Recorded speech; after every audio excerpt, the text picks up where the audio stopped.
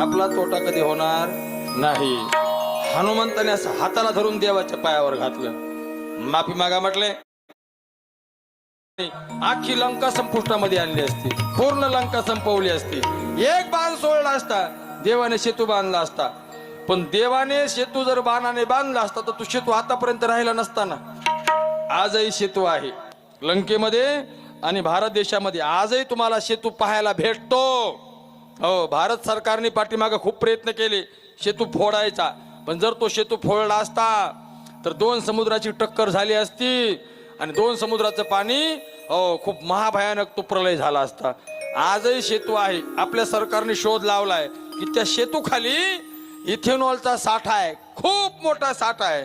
म्हणून पाठीमागच्या 20 वर्षापूर्वी ठरलं होतं तो सेतू फोडायचा, पण सेतू फोडून दिला नाही आपल्या काही धार्मिक लोकांनी. हो, आणि म्हणून तो आजही सेतू आहे, फक्त पाण्याखाली गेलाय. म्हणजे जवळपास एक 10-20 फूट पाणी आता वरी आहे आणि खाली तो सेतू आहे. ठीक आहे म्हटलं, सेतू बांधून पलीकडे जाऊया. बांधायचा कसा?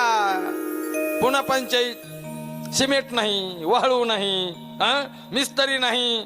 बरं, ज्या समुद्रावर सेतू बांधायचा त्यांनी आज्ञा दिली पाहिजे. भगवान परमात्मा रामाने 3 दिवस याचना केली समुद्राची. 3 दिवस प्रार्थना केली, या तुम्ही, या तुम्ही, हो तुम्ही या, आम्हाला उपाय सांगा. समुद्र यायलाच तयार नाही. भगवान परमात्म्याला राग आला म्हणतात. आणि भगवान परमात्म्याला राग आल्याच्या नंतर भगवान परमात्म्याने एक काम काळ केलं, धनुष्याला बाण लावला. धनुष्याला बाण लावून तो समुद्राच्या असा अंगावर सोडणार.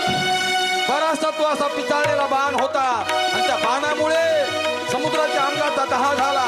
मगरी, मासे, त्या समुद्रामध्ये सर्व प्राणी मरू लागले. तर करून या माझ्या पाठीवर तुम्हाला चालता येईल. कारण काही जास्त चमत्कार करायचा नाही, पण चमत्कार असा करा की तो कायमचा राहायला पाहिजे. मग काय करायचं? जांबवंत आणि सुग्रीव या दोघांनी एक युक्ती काढली. म्हणले, देवा आपल्यातले जे वानर आहेत ना, नळ आणि नीळ, यांना ब्रह्मदेवाचा आशीर्वाद आहे आणि ऋषीमुनींचा श्राप आहे. काय? यांच्या हाताने दगड तरतील. मग एक काम करा, दगड जमा करा आणि दगड पाण्यात टाकायला सुरुवात करा. दगड तरतील? हो तरतील. मग भगवान परमात्म्याने सेतू बांधायला सुरुवात करायची त्या अगोदर भगवान परमात्माने एक काम केलं. आराध्य दैवत भोलेनाथ भगवान सदाशिव यांची आठवण केली. कारण कोणतंही चांगलं काम करत असताना देवाची आठवण करणं ही गरजेची असते. आपलं जे आराध्य दैवत आहे, आपण ज्या देवाला मानतो त्या देवाची आठवण करून, त्या देवाचं पूजन करून जर आपण कामाला लागलो तर 100% काम यशस्वी होतं, होणारच. म्हणून पहिल्यांदा माझ्या भगवान परमात्मा महादेवाची आठवण केली.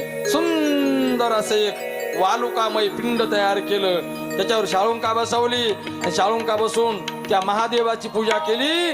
ते महादेव म्हणजेच 12 ज्योतिर्लिंगापैकी एक ज्योतिर्लिंग, ज्याला रामेश्वरम रामनाथम ज्योतिर्लिंग म्हणतात, ते आजही आहे.